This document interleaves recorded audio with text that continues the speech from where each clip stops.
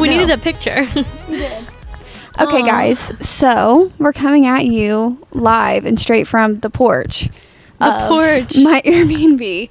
And I feel like it's cozy because if you were tuning in visually, we're doing some spooky themed episodes. Happy fall. Happy spooky season, everybody. So we thought, I think it's really cozy. Maybe the next one we can do the swing. Yeah, or we can do that again. Yeah, I feel like this is really giving fall. This is giving cozy. fall, cozy, and that's exactly the vibes that we were wanting to give. Watching the leaves fall. Woo, woo, woo. It's so Our cute point of out view. here. Yes, our point of view. So we have some little spooky, fun things happening. So today's episode, if you are tuning in, we're actually going to be telling some spooky stories today, which actually it's me telling Sarah some spooky stories. Why did I just think stories wasn't the right word? No, stories. Like, I thought it was stories. Sorry. Like, and I was like, when I said story, I was like, oh. Sorry with an accent. Sorry. So we're going to be telling some stories today. It would still be stories. So we're saying spooky. Destiny's going to be telling me spooky stories, not her own. So no. Well, I do have a few of my own. Oh, perfect. That we could share potentially. I don't have one scary story. That is so interesting. Like, nothing comes to mind when I think. I mean, I guess I could bring my own opinion later. My aunt would tell us scary stories when we were younger, but like nothing actually happened to me. Oh, that is spooky. That is so interesting. I thought like everybody kind of had little spooky things happen to them. No, maybe when you start telling me some, it'll spark a memory. But I can definitely tell some. I have a few in my arsenal that I've just carried with me. But so we can start off by telling a few of our own. But then I scoured for like an hour and a half. It was a full-on research. No, I know it was an hour and a half just with the scary stories because you watched the podcast in that time, and the podcast was like an hour or something. And I went on the subreddit r/no-sleep, r/short scary stories, and then I started scouring the internet because I was like, okay, these are not eating. Like, I wanted to find stories that would spook Sarah, but not too much, because I did pass up on ones that were like, if I told Sarah those, she would not sleep tonight. Yeah. So I wanted ones that were like scary enough, but not too scary. Also, if you're tuning in visually, you may be able to see Charlie just like chilling. She's hanging with us. She's just chilling right here. She's not being the absolute best day. She did actually just eat one of Sarah's chicken nuggets. Oh, she was still hungry. thinking about. No, but it's okay. I had like one nugget left. Like, it was all her. Sarah's like, it's okay. I had one nugget. It's okay. No, I had all of them. There's enough. one left, and she could have had it, and she did, and it was fine. No, it was not fine. Okay, hold on. So before we start off and start telling scary stories, do you want to say what is your dote that you're cozying up with today for our scary stories? Yeah, my dote is so sad because we're filming a few episodes, so I didn't want to do the same one in each. So it's water. I need to stay hydrated. Like I said last episode, I need to intake water, and I didn't do that a lot today. It's okay. You're a queen who is promoting hydration. Yeah. I am a queen who's going to go ahead and promote you guys caffeine, and that is a Witch's Brew Alani. Nice. Was that ASMR? That was good. Okay, I'm not going to like gulp it in the microphone because you guys told me that you hate that. No, I tried the pumpkin cream chai brown sugar drink that Destiny wanted me to try this morning. It was delicious. It's definitely fall in a cup. Yeah, if you like are wanting like a fall drink, like that to me is like you want a perfect fall day, so you're gonna go like get that fall drink. Like you're gonna go to the pumpkin patch, or you're gonna go do something. Yeah, that's like perfect for a fall day. I don't think I can drink that every day, but I think it's definitely fall. I couldn't drink it every day at all. No, I don't know. It's definitely sweet. It's really sweet. But it's delicious. Yeah, I love brown sugar. Yeah, and what's not sweet is these stories that we're about to tell. So go ahead. Why am I scared? You're gonna be okay. So go ahead and everybody cuddle up, cozy up, grab a blanket, grab your dote, grab a snack, and we're going to tell some spooky, scary stories. I wish that I had one to tell you. I feel like you wouldn't be. Okay. You don't get spooked easily. I don't get spooked easily, and that's the worst, because when people are like, I read this book and it really spooked me, I'm like, okay. And then I read it and I'm like, Sometimes books only spook me when it's like remember The Last Word, like she's home alone and like someone's like breaking in. That didn't spook me though. I was like, reading it at 3:00 in the morning, and I was like, I wish I did though. I want it to. Like, I want to have that feeling. Yeah, that spooks me because then I picture like me home alone and I have a fear all the time. Maybe, if you put yourself in that predicament, it could. So, guys, here is the tea. I have a few spooky stories from my childhood. Weird stuff that would happen to me. And sometimes, well, okay, I will say this. I've lived in 3 different houses my whole entire childhood. So I had like the house I grew up in up until I was in like 1st grade, and then when I was in 1st grade I moved to my house that I was in up until I was in 8th grade, and now the house I'm in now I've been in since I was in 8th grade. This is important because the second house, kind of where I had like most of my adolescence, I fully believe that it's haunted. Like, I fully believe there was some weird stuff happening there. Was it an old house? Like, I feel like it's always like the old built. It was definitely like, it wasn't from like the 40s or something, but it was from like the 60s, 70s. Okay. I can remember specifically because a lot of people talk about sleep paralysis, and I don't know, have you ever heard of sleep paralysis? Yeah. Like when you see the figures when you're asleep and you're like, whatever. And so this was not sleep paralysis, but it almost felt like it. Okay. And this is weird because, you know, like when they talk about sleep paralysis, you see like the shadowy figure and you kind of feel like you can't move. Well, this happened to me, but I was fully awake both times that it happened to me. Okay. So it was like, I remember one time, so we had a backyard and we had something called a common area. And I don't know if anybody knows like what this is, but it's like you have your backyard that's like fenced in and then you go outside of your backyard and it's basically like this big field because the neighborhood kind of did like a circle. So it was just a huge circle of where all the houses met and all the houses kind of shared this common area. So we like had a fire pit back there and we would do little like bonfires every kind of like weekend or so. So we were doing a bonfire and I remember my whole entire family was out of the house. They were in the common area and I remember running into the house and I was like, oh, I have to go grab something from my room really quick. I can remember running into my room's upstairs. I ran into my room and then I grabbed something off my bed and I remember turning around and I'm still kind of like 1 foot on the bed, 1 foot off. And the rustling of the leaves are really making this. I know, I just heard that. That was good. I turn around and there's this like figure standing in the doorway of my room. Oh, Jesus. But it's like a huge man, like almost just like unreal. Like, and it's engraved in my brain, but it like you couldn't see anything about him. It just looked like a dark shadow. Okay. But I couldn't move. I was so scared. Like I was like so petrified. Yeah, that would freak me out. I would scream bloody murder. No, and like that's the thing is that I was just like, I can remember like when stuff like this happens to you, it like sticks with you because you're like, this was so weird. And I can just remember like looking at it, seeing it and being like, I can't move. Like this is so scary. And then I just literally could not move. And I was like thinking about like yelling for my parents and I was thinking about how everybody was outside. And then it just like vanished.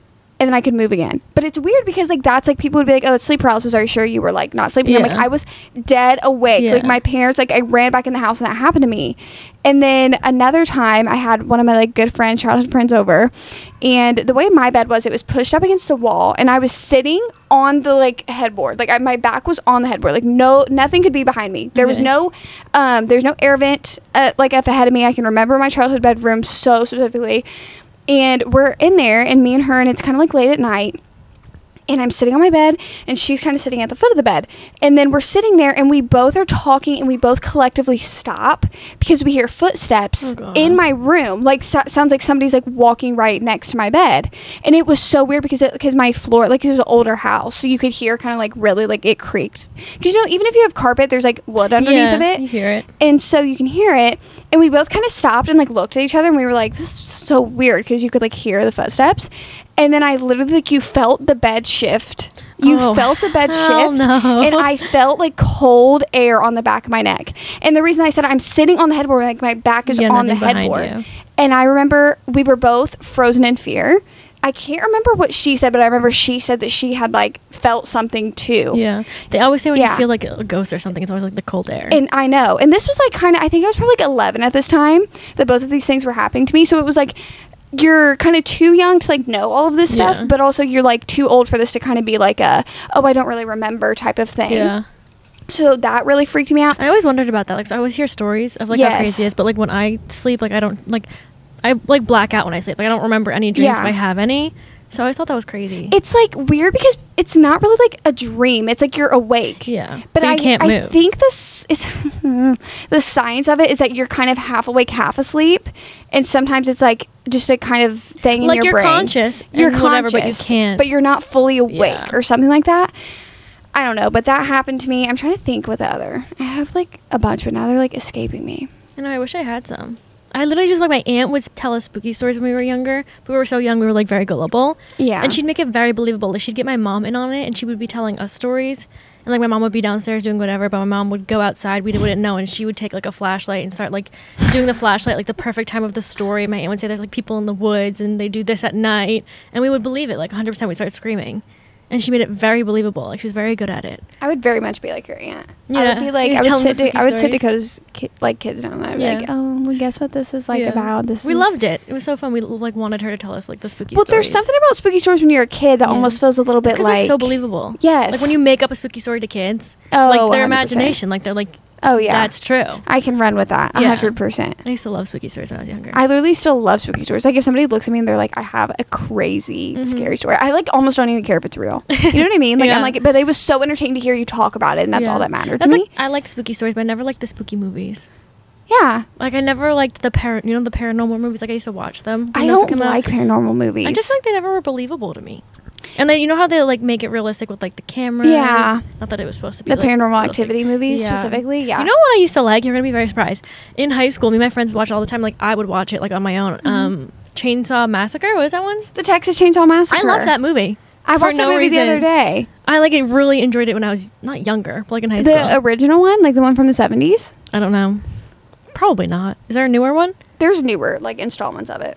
Probably not the older one. The older one is, like, wild. Yeah, I remember watching that, and for some reason, I really enjoyed it. And I remember watching it, like, multiple times. That's, like, the only scary movie. Now, I have a question for you. Did you, when you were a kid, did you ever read the Scary Stories books?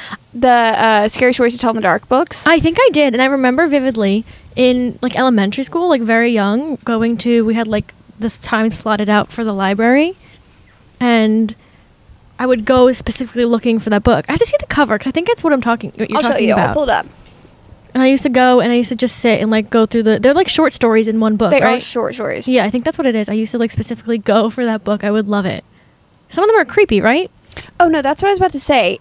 Yes, there was different ones, right? There was. Yeah. Oh my God, yeah, I used to eat those up. I don't remember what was in it, but, like, I remember loving them. I do vividly, because I can remember being in either, God, no, it had to be 3rd grade, because I can remember the teacher's around that classroom. age for me too. And that's kind of honestly what they, like, market those books towards. Oh, really? Let me just say, wild to be marketing, like, a 10-year-old, like, the stories, because, like, one of them was, like, did you read the one about the scarecrow story, where the two guys kind of are living on this kind of, like, farm or something, and they have this scarecrow that they kind of, like, get drunk and, like, beat up for fun? Oh my God, no, I don't think I remember this. Yes, listen to this. It's wild. I'm reading this at, like, how old are you when you're in 3rd grade? Like 9, 10? I feel like you're younger than that, because 6th grade is, like, 11. 11, 12. You turn, like, 12 and 6th grade. You're like 8, 9? 8, 9. Around, somewhere around there. 8, 9, Too 10? young, honestly. These are, like, really whatever. I can remember them. And it's, like, so they kind of mess with the scarecrow. Weird stuff starts happening. They both have to, like, get on horses. Like, they live on, like, a farm or whatever, and they have to, like, travel somewhere with their horses. And then one of the guys turns around because they forgot something, and the other guy's, like, waiting on his horse, and the guy doesn't come back. And then he, like, kind of rides towards the house, and he sees the scarecrows alive, and he, like, essentially skinned the guy. Wait, I kind of like a little bit. Yeah, and he's stretching his skin out on the roof, like, scarecrows on the roof. He's stretching his skin out. And then there was one that was, like... That would scar me today if I read it. No. Back then I thought it was fun for some reason. No, I remember it so vividly because it, like, scarred you a little bit. Another one was, like, it took place in the 60s, and it was in the same books, and it was, like, she had, like, beehive hair, and, like, it did something, or, like, something to her face. I can remember that one. And I think, if I'm not mistaken, if it was in this book, or if not, I read it around this age, but I think it was in this book, but it might have been in another one that was in the same classroom.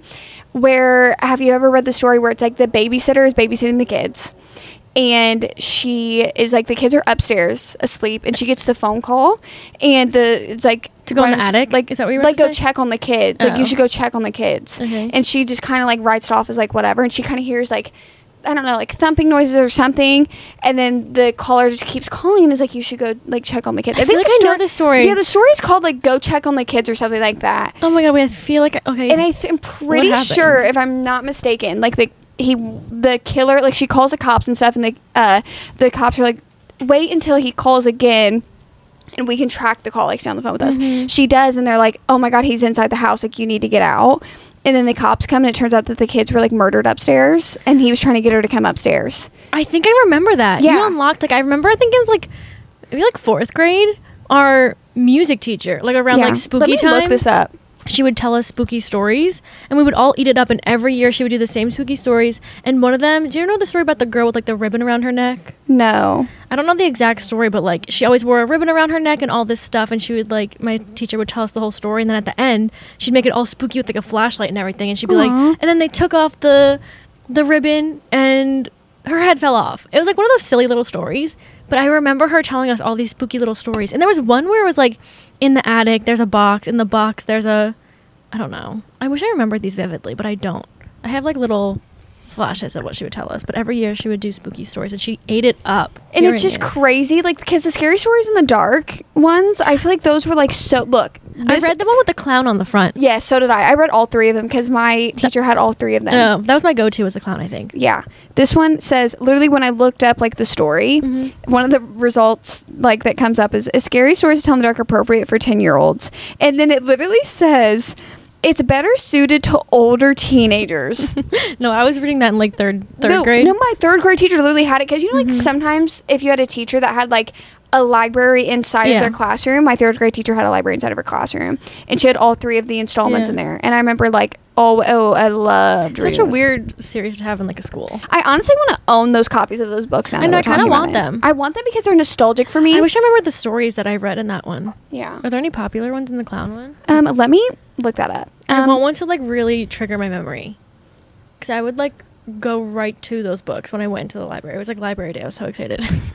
And I was that one kid that was like going to that book. More Scary Stories to Tell in the Dark is that book. That's the name. There's Scary Stories to Tell in the Dark, and then the one you're talking about is More Scary Stories to Tell in the Dark, and then it's Scary Stories 3, More Tales to Chill or something like that. So there is 3. Yes.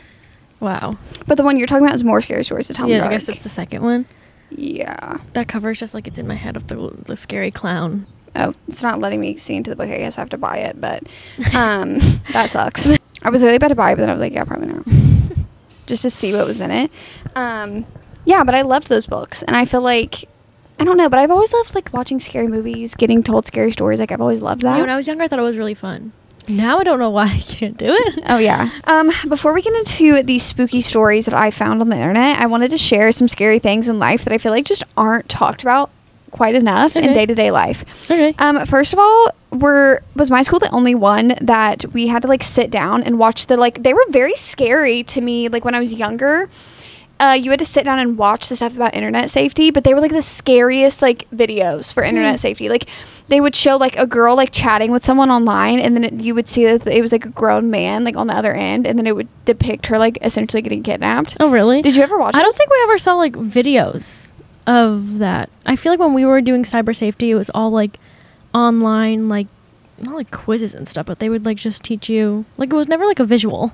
No, ours was like visual. Like I remember sitting in like a little whatever like room, and we would have to watch videos, and I think maybe they did it visually because they thought like that would get us more. Oh, like, yeah, I mean, you remember it now. Yeah, no, it literally scarred me when I was a little kid because I was like, oh my god, like I never want to be on the internet. Thought when I was younger, cyber like that stuff was all, I mean, obviously it's bigger, it is a big thing, and people get like catfish like that online all the time, but I thought that it was going to be like prevalent in my life a lot more. Yes, you thought like, you were going to have to be battling it every day. Saving my passwords and like never putting my age or my name anywhere. Like I thought it was going to be a huge thing. I remember they would tell me like if you post about like what you're doing in your routine, somebody's going to stalk you and come to your house. That was big. That could happen though. I mean, that could. That's like it's when you see YouTubers people get stalked. Like they do. Like people who are obsessed with them do stalk them. Yeah. Sometimes. But they told us at a very young age, and I was scared at like my little 11-year-old self that was going to happen. Yeah. No, but that's not. And it could have. And it could have. Yeah. You could have gotten kidnapped, but you didn't. Thank God. You didn't. The next thing is the killer clown epidemic of 2015 to 2016. That was on TikTok, right?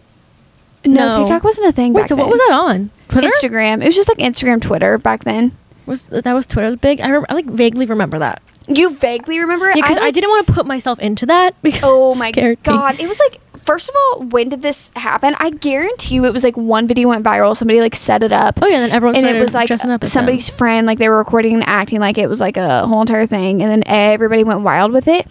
Where I lived, it was like a huge thing. Oh, really? Everybody, like, one day I can remember we got back from a field trip, and I can remember because I was texting Isaac because I was so scared.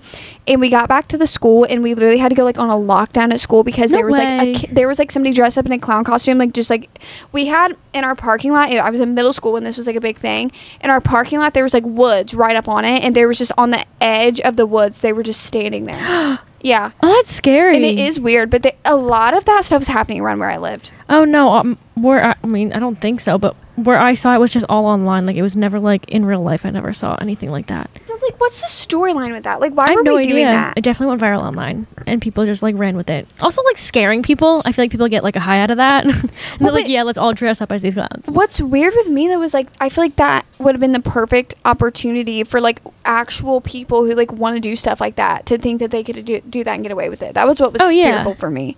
Yeah, because it was like a huge thing, especially when social media blows something up. But that was just so weird. Like, why did we live through that? I can't believe that. They came to your school. The only thing exciting in my school is when my senior year, this is not scary, but we all took saran wrap and we would like secretly wrap everyone's cars and stuff. And me and my friends they had like football practice and we wrapped everyone's car in saran wrap. And after like practice, they would have to come out to their car. Like I would wake up one day for school and like my car would be saran wrapped. It was like a huge thing. Interesting. We would all like after school get together and like choose someone would saran wrap their car. Like it was a huge thing for a while. Wow. That is actually so interesting. Yeah, and then they told us to stop like the school because we did it like on school grounds. But it was so fun for a while. It's like, don't do that. But bring back those days. It's okay. You'll wake up tomorrow and I'll saran wrap your car to make you feel. Oh, thank you. You're welcome. Also, last thing, I feel like this is talked about, but not enough in day-to-day life. We have the dark web.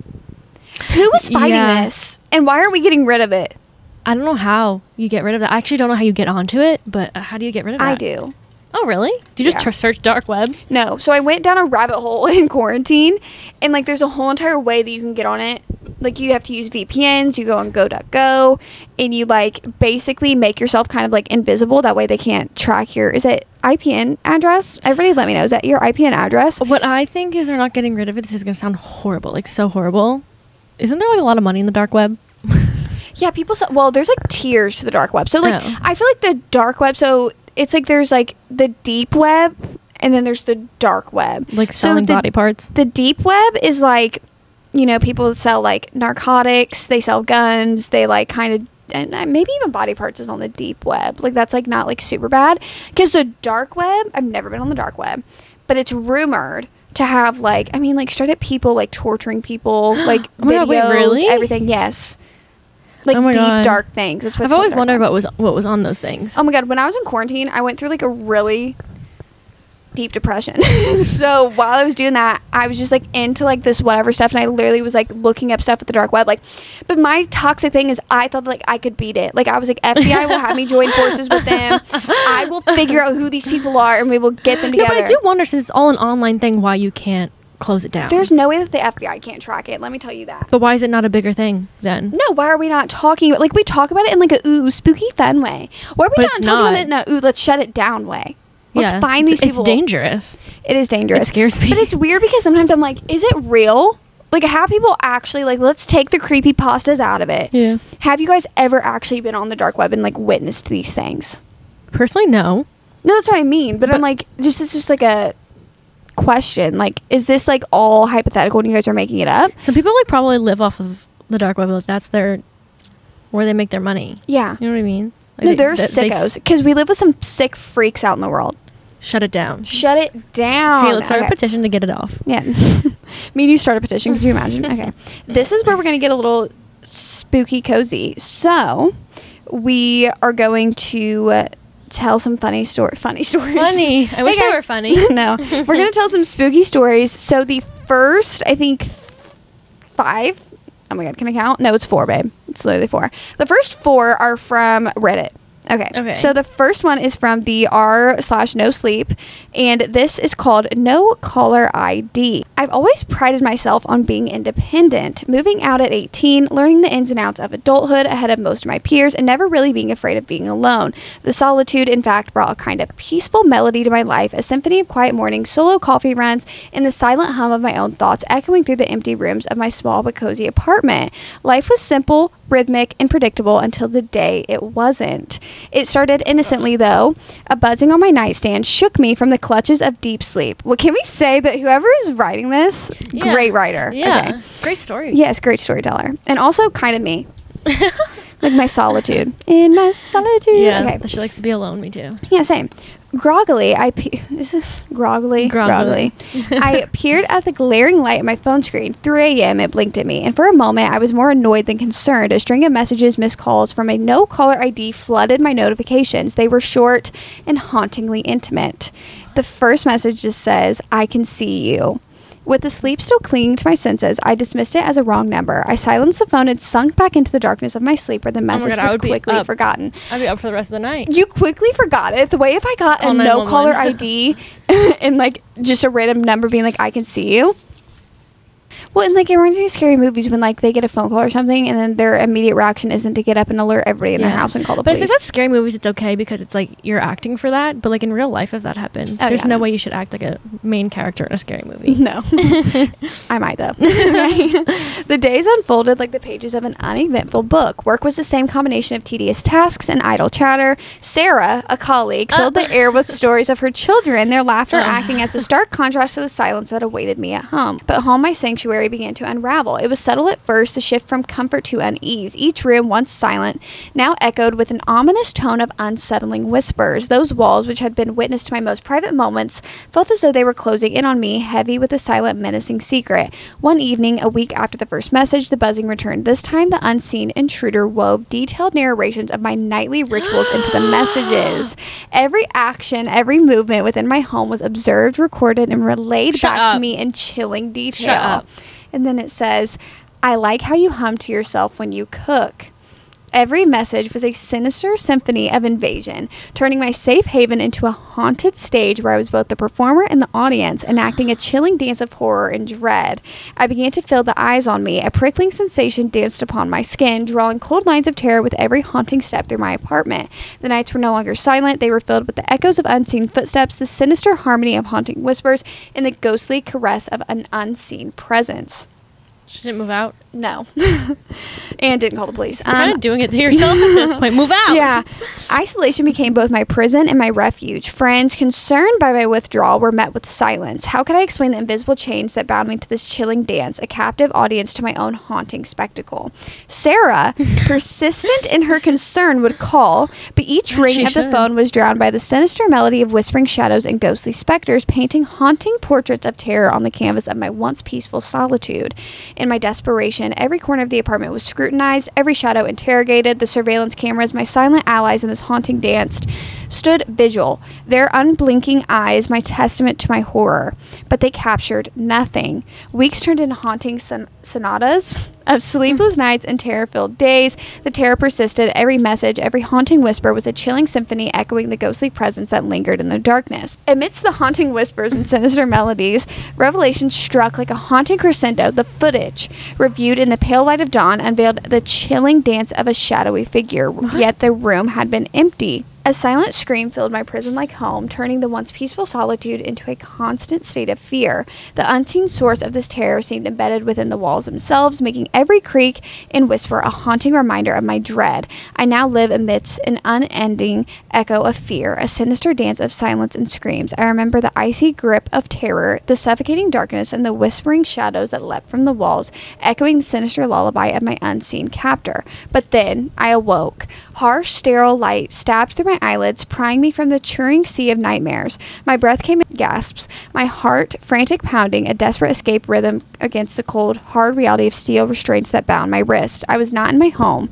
The chilling symphony of terror that danced through the corridors of my apartment was replaced by the distant hum of flickering fluorescent lights and the muted whispers of the inhabitants of this cold clinical prison, a mental hospital. Wait, what? How did we get here? I know. Confusion and terror wove a sinister dance within the recesses of my mind. Memories, fragments of the haunting dance of shadows and sinister echoes, clashed against the cold reality of sterile white walls and the distant haunting wails of the other prisoners of this clinical sanctum. My parents, their faces pale echoes of the love and warmth I had known, sat beside my bed. Their eyes, hollow and haunted, bore witness to the terrifying transformation of their child from the beacon of solitary independence to a puppet dancing to the haunting melody of unseen strings. The doctor said, "It's for the best, darling." My mother's voice, a haunting echo of maternal warmth, trembled through the cold air. "You were losing yourself. We couldn't reach you." I stared at my mother, her features warped by the cocktail of emotion brewing within me. It was a mix of resentment and relief, a jarring dance of betrayal and salvation. The clinical world that imprisoned me was, paradoxically, a sanctuary for my sinister ballet of terrors that haunted my nights. It was silent but not silent, cold but yet strangely comforting. Days turned into weeks, weeks into months, in the sterile silence of the mental hospital. I'm not laughing at this. I just didn't know that you could stay in a mental hospital for months. Wait, I'm so confused. How'd she get there? I don't know. This doesn't feel like a real story. Like, I feel like she's like writing a. I don't know. Sometimes, like, pause. But sometimes in the r/no sleep, sometimes people will either write real stories or they'll write fictional ones. Oh. Yeah. But I always take them like they're real. Yeah. Like, it's more fun that way. How'd she get to the mental hospital? I have no clue. Says, a fragile sense of normality, like the first tender shoots of spring emerging from the frosty grip of winter, tentatively uncurled within the recesses of my haunted psyche. Therapy sessions, a rhythmic dance of words and silences, began to dispel the haunting echoes of terror that held my soul captive. My parents, their haunted gazes softening, witnessed the gradual return of their daughter they knew. The ghostly pallor of terror receded in color. The warm, vibrant hues of life returned to my world. The silent, haunting lullabies of terror were replaced by the melodious laughter of healing and hope. Oh, so happy. Oh, so she's getting better. Yeah. One bright sunny day marked the end of my imprisonment. The door of the mental hospital opened to release me into the warm embrace of the world painted in hues of freedom and life. The sinister ballet of haunting echoes and dancing shadows was a distant nightmare locked away within the cold, clinical sanctuary of my prison. I returned home, not to the haunted corridors of my apartment, but to the warm, loving embrace of my parents' house. The sinister symphony of terror was a distant echo, a haunting melody drowned by harmonious rhythms of family, love, and life. Months turned into seasons. Everything was back to normal. Work, friends, and laughter and tears of life. They painted my world in vibrant hues, dispelling the ghostly pallor of haunting terrors. Yesterday night, my phone, silent and unobtrusive, buzzed.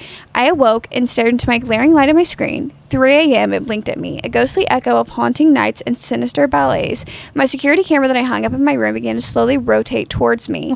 A message, short and hauntingly intimate, whispered the chilling return of the sinister symphony of terror. I missed you.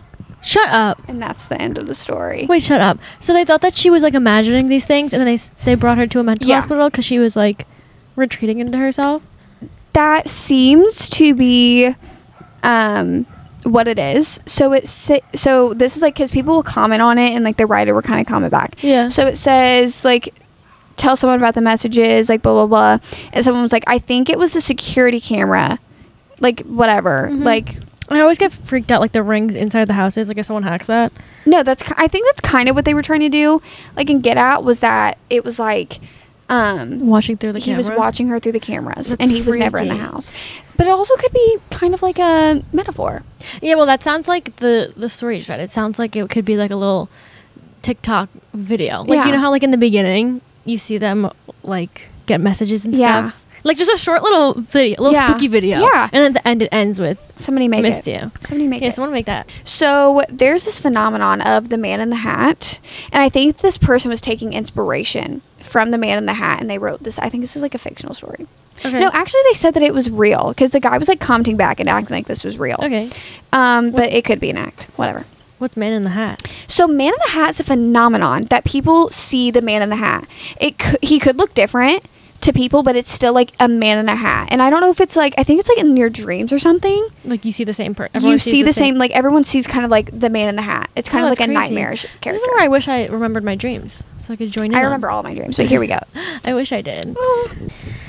After I graduated from college, I worked as a substitute teacher. I was trying to get some experience to land a job at one of the better schools. Subbing can be incredibly stressful, especially as a new teacher. Taking jobs as a sub is like playing roulette. You never know exactly what a school or class is going to be like. Some teachers are great, leaving great sub plans and having good classes. Other teachers could care less and leave you with classes that act completely unhinged. I remember that. Like when I was younger, just like subs and like the way different students would act in front of subs because it's like not your teacher. Oh yeah, it was always crazy. Subs, honestly, teachers deserve a lot of respect, and so do substitute teachers. Subs because I think the worst. They get the worst of your students, unless you're a scary teacher. Because I did have scary teachers that it was straight up like the students didn't dare disrespect the sub because if the sub like, came back and said they were bad. Did you ever walk into a class and your teacher's just like sitting on the desk like this, and she's holding a note, and she's just like, she's already read it, but she's just like rereading it for effect, and she just lets everybody sit down.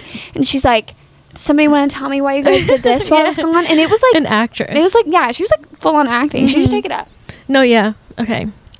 Anyway, since I was trying to get my foot in the door, I didn't know anyone. This meant that I normally ended up with the worst classes. The first time I saw the Man in the Hat, I was in one of those unhinged classes. It was a second grade class, and the teacher had left absolutely nothing for us to do. No handouts, no notes, nothing. I didn't even have a roster with the kids' names. When they came in that morning, all hell broke loose. They were running around, screaming, not sitting in their assigned seats. One of them actually stood on top of his chair and shouted, "Yes, no teacher today." I managed to find some... How old are they? I need to know how old they are. Maybe like 6 or 7. Younger class? I managed to find some paper towels and colored pencils. At a certain age, coloring will distract even the worst kids. For a while, the kids were content with sitting at their desk and coloring while I organized and learned some of their names. I soon learned that I'd made a critical error. A line quickly formed in front of my desk. All of the kids wanted to show Mr. S their drawings. I smiled and complimented each one, and they were pretty much the same, crudely drawn stick figures meant to be a mom, dad, or pet. If it would keep them quiet and occupied, I was fine with looking at bad drawings. Then Jack stepped up to my desk. Jack was one of the quieter ones, which I appreciated, but there was something about him that made me take notice. The school I was at was a nice one. Some of the kids wore nicer clothes than me, but Jack wasn't dressed nice like the others. He wasn't wearing nice shoes. His hair looked like it hadn't been washed in several days. He stood there in front of my desk, smiling and holding something behind his back. He said, I don't think it's very good, but I want to show you. And he said, I bet it's great. Jack just stood there for a moment with a look on his face like he was thinking. Finally, he pulled the paper from behind his back and laid it on his desk. It was a strange drawing, remarkably well done for a second grader. 2 people were holding hands. One of them was shorter and smiling, which I guess was supposed to be Jack. The other figure was a bit taller with white hands and appeared to be wearing a top hat. The face was what bothered me. It looked like Jack had taken every kind of colored pencil and scribbled over where the person's face should have been. The more I stared at the face, the more I felt a strange sensation of danger. And then there's some quotes. What is this? You don't like it, do you? Oh no, it's a nice drawing. I'm just confused is all. Who is it supposed to be a picture of? Well, this is me, and this is the man in the hat. He's my friend. Like make-believe friend? No, a real friend. Without explaining anything more, Jack skipped back to his desk and started another drawing. He left the picture sitting in front of me. As I stared down at it, that strange feeling came back like I was at the top of a roller coaster just about to go over the edge. If you don't have kids or don't work around kids, you probably don't realize how weird kids can be. Kids draw strange things all the time. My aunt and uncle got a call from a very concerned teacher about my cousin. She was drawing a monster in a closet with blood dripping out of its mouth. My cousin had also insisted that the monster was very real and had told her classmates as much. It turned out to be a big stuffed animal with red yarn for a mouth. My aunt had put it in the closet when cleaning up her room. I'd seen a lot of strange things kids had drawn, so I ignored Jack's picture and left it sitting on my desk. At the end of the day, Jack came back up to my desk and he looked worried. Ooh, more quotes. I feel like I'm reading a story. This is so fun.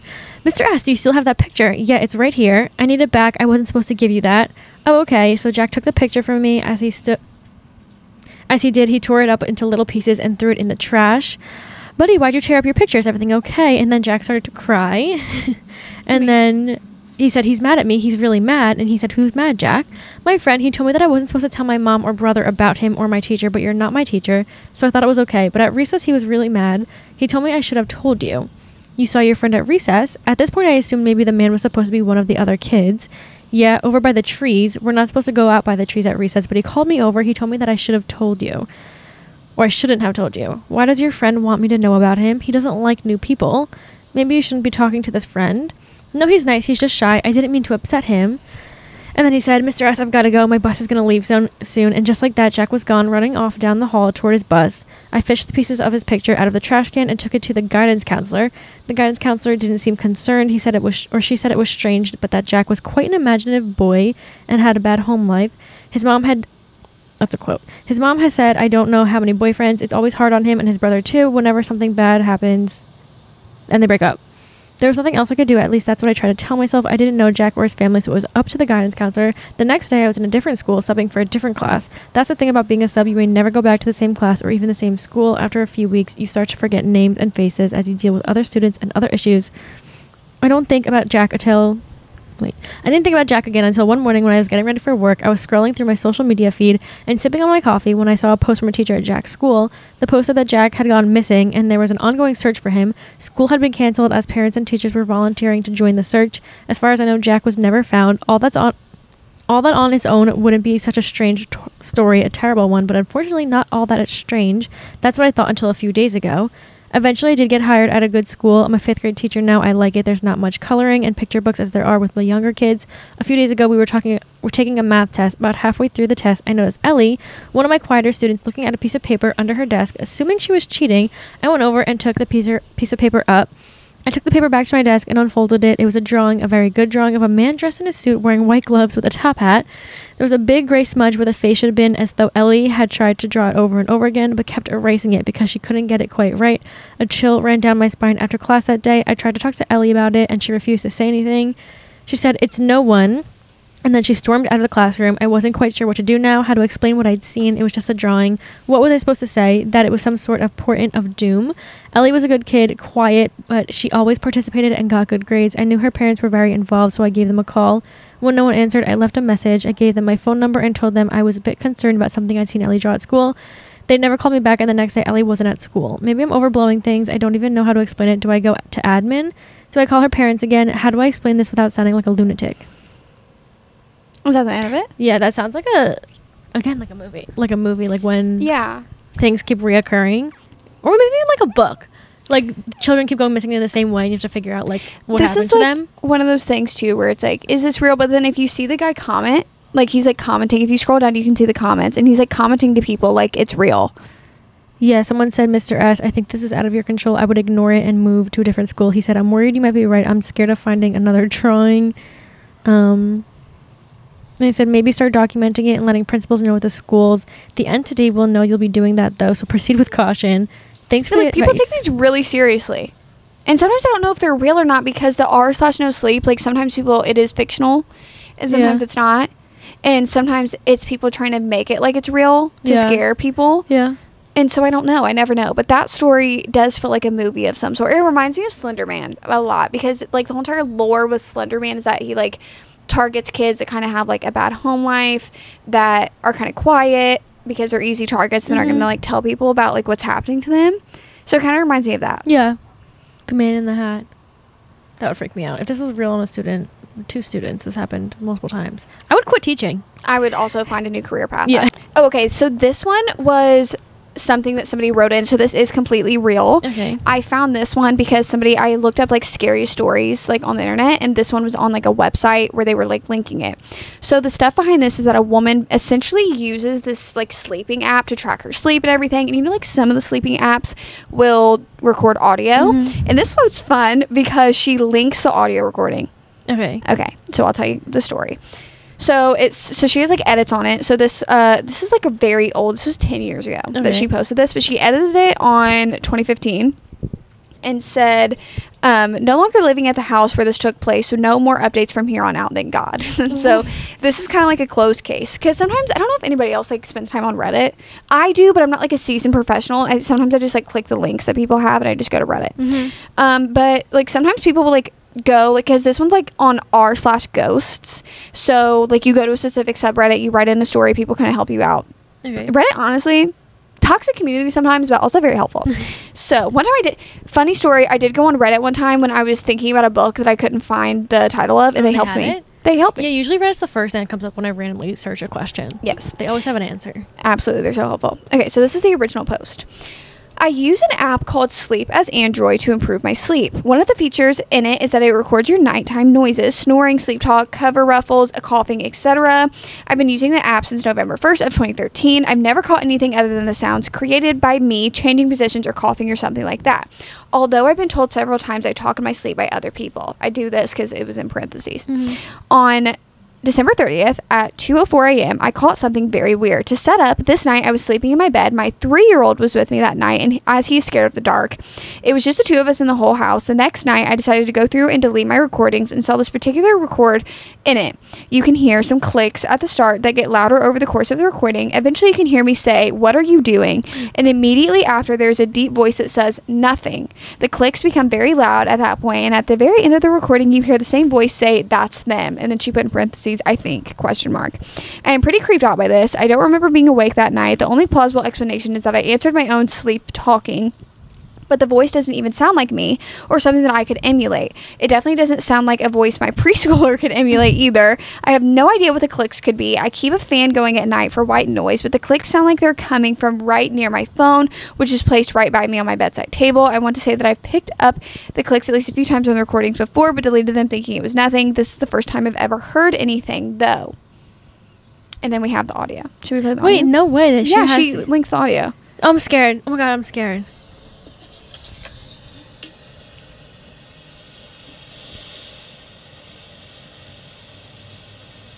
What are you doing?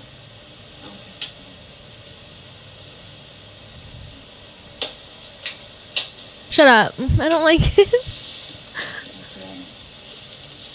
What did he say at the end? That's them.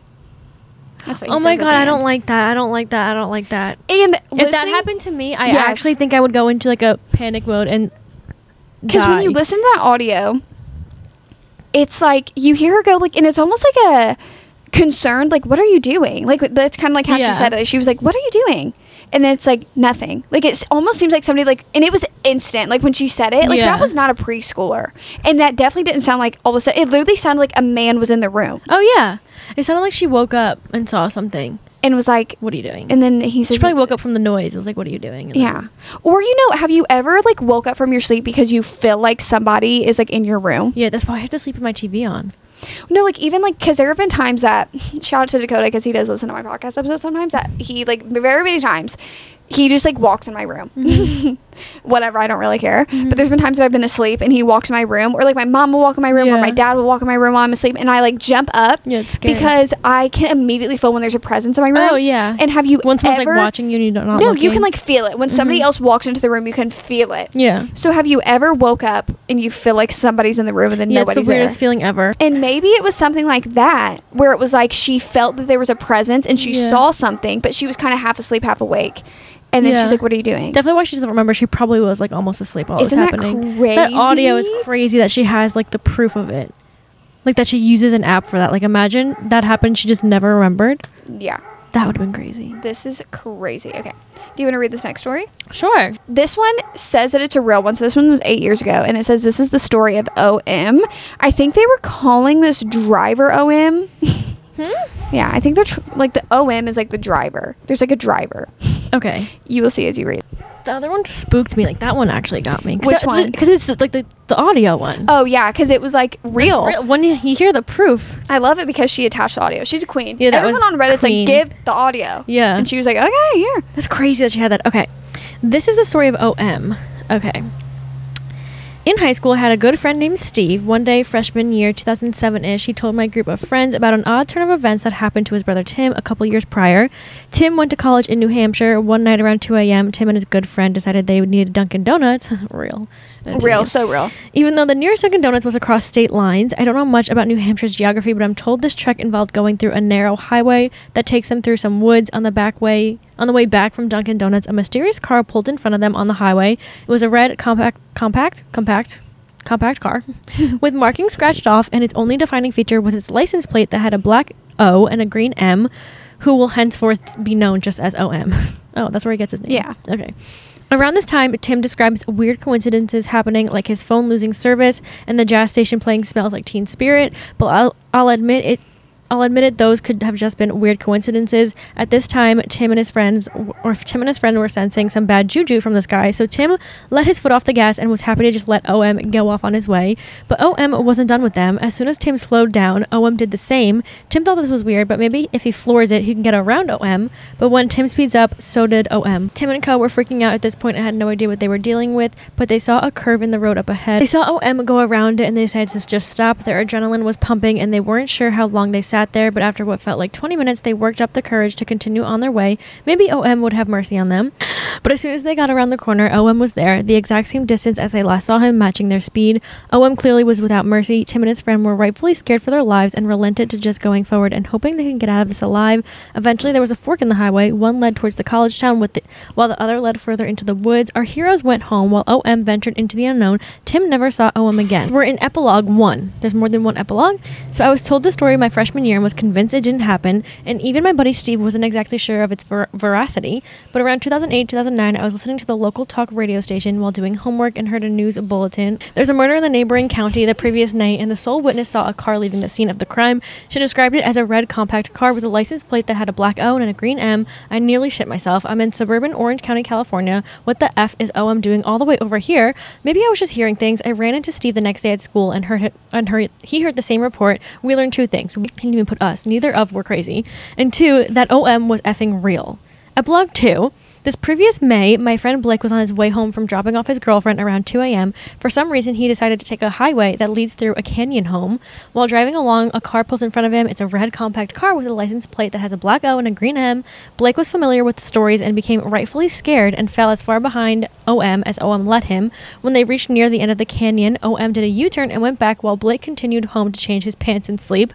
At blog 3, when I posted this before U/Ravetti posted his own run with OM, so I like to think me and my friends aren't completely insane. That is all I know about OM. I'm thoroughly convinced he's a cross-country serial killer who crosses state lines to confuse the police, but I admit it's only a conjecture. That's actually scary because there's no like conclusion in this. Like it's just like multiple sightings of him. Yeah, like no one caught OM. Like I said, I kind of just like went through like those. Like I didn't like read them. No, yeah, but like this one's like not concluded. So like if I see a license plate OM, that is crazy because it's real, and he's like talking about and the guy, the U/Ravetti, like the tagged guy commented. He said, "True story. My sighting was in Southern California, off the freeway, whatever." And he like wrote his little story. And that's crazy because that guy had already wrote a story about OM, and then that guy had already had experiences with OM. Yeah, and then saw that and was like, "I'm gonna write about the freaking experiences," because it's like not universal, but like that is crazy. That actually is really crazy. Guys, let us know if you guys have ever seen the license plate OM. I hope not. Hey, I hope not. That doesn't even seem like a real license plate, like a black O and a green M. Like there's no green whatever. Oh, these last two are actually true stories. Oh, okay. Okay, so this one is about. I think this girl is. I think it's about her grandparents. You're gonna die. Oh, you're gonna die. Okay. It was near Halloween time when my friends and I were telling ghost stories. My friend said she was going to tell a story about her parents' first date. Oh, I guess it was her parents. Not the grandparents, okay. She said she didn't like telling the story since it was actually true, but we prodded her on. To cut to the chase, the parents had spent a nice, if awkward, first date, and around the time that they would have said goodnight, the male in the situation, my friend's dad, suggested that they go for a little midnight hike up on Provo Canyon. He apparently knew the place, and since he had done a fair amount of rock climbing in the area, so the two drove up the mouth of the canyon, got out of their cars, and started hiking under just the light of the stars since it was a new moon. At some point, the male starts getting a bad feeling since the pathway ahead, which would pass under some trees, would be dark, and because it was getting to be quite late, he ignores the feeling and presses on. And later, rehashing the story, the female would say that she had felt the same thing at what was probably the same time, though she didn't know the trail as well as he did. A minute later, the feeling came back to the male. He ignored it again and started walking a bit into the trees when his foot hit something soft in the middle of the path. Under the trees, it was too dark to see what this soft thing was, and the feeling came back stronger than ever. Instead of finding out what hit his foot, he and the female both agreed to hightail it out of there. Smart decision. Thank this God. Is where the story takes a turn. Oh no. Years later, after being married for some time, they were watching an interview with the serial killer Ted Bundy. Shut up. In response to a question asking him to describe the time that he felt the closest to being caught, he explained about the night that he had lured a girl into Provo Canyon and had just killed her when he heard some people coming up the trail. He explained how he hid in the trees just in time, only to watch some guy walk right into the body and for some reason just turn around and walk away. Shut up.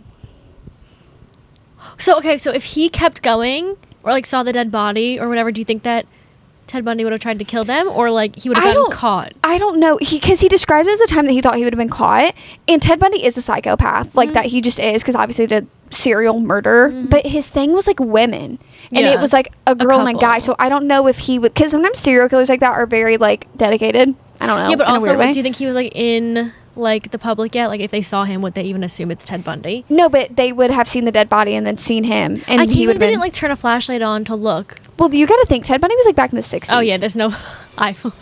I'm not too sure they were just carrying around like a flashlight with him, even though I mean, but this is the 60s, because when I first read the story and it was like, let's go take a hike, and it was like, but then the dad like did hike, so he was kind of like maybe thought that this was like a good move. That's crazy. Is that insane? That they're both watching the interview and they're like, oh my God, he's talking about us, because really you felt like that is crazy. And you wonder, like, and you had the whatever with Ted Bundy. Okay, the last one is kind of scary, but just kind of like whatever. Okay, when I was in high school, I was babysitting. When I was in high school, I was babysitting for this family I'd never babysat before. They kind of had an eerie house, just kind of disorganized. Okay. What? Just kind of disorganized. Just kind of like calling them out, saying they're messy.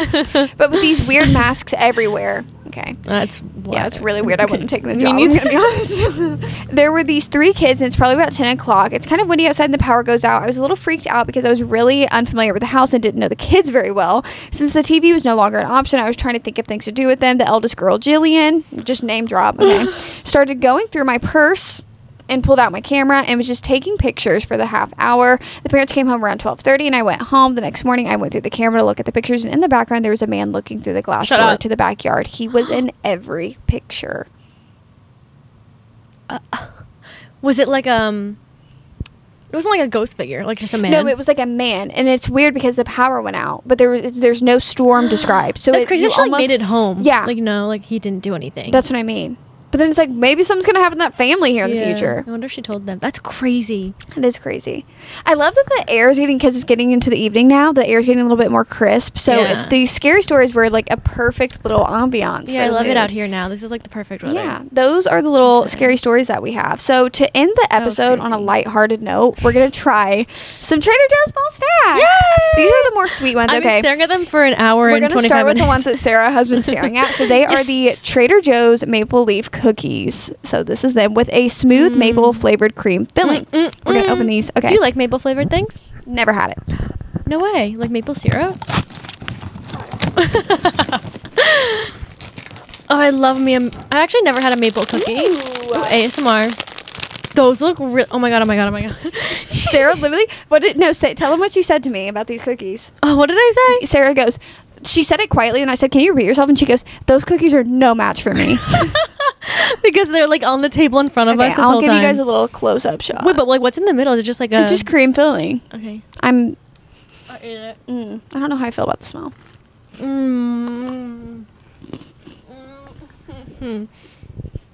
I could eat these all night long. Oh my gosh, it's delicious. It tastes like frosting in the middle.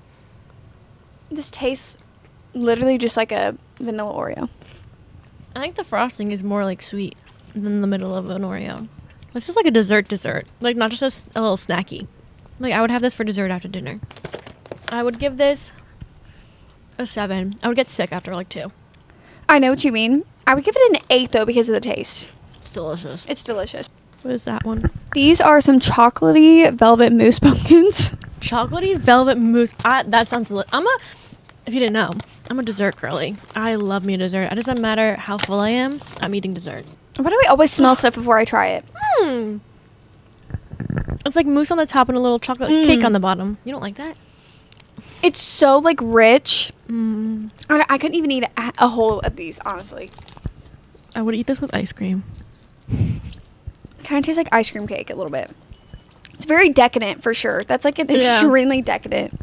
But they're good. I would give these a strong 6, but I just can't do like extremely sweet like things like that. My stomach can't handle it. These are the pumpkin blondie brownies. I love pumpkin stuff, but I don't like blondies. So what are blondies?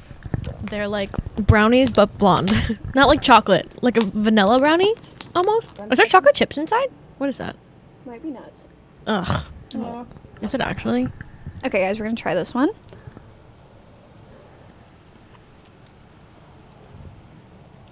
I kind of like that.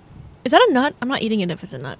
Yeah, I don't like this one. If this didn't have nuts in it, I'd probably give it like a 9. I freaking love pumpkin. Wait, what'd you give it a 4? But I really don't like pumpkin things. I'm like, you're lying. I don't like when they make pumpkin things and they put nuts and seeds in it. I don't know what they're. Okay, and we'll do pumpkin spice cookies.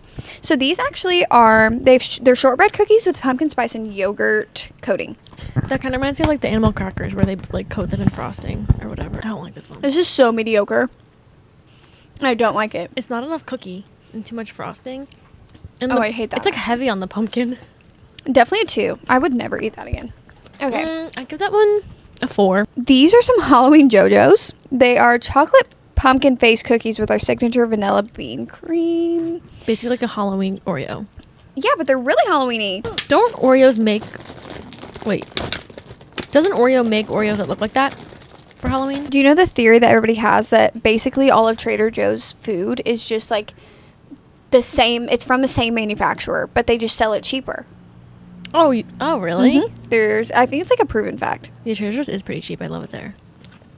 No. That's a 1. That's a 1. That is a 1. This doesn't taste like the way I'm about to have another bite, though. It doesn't taste...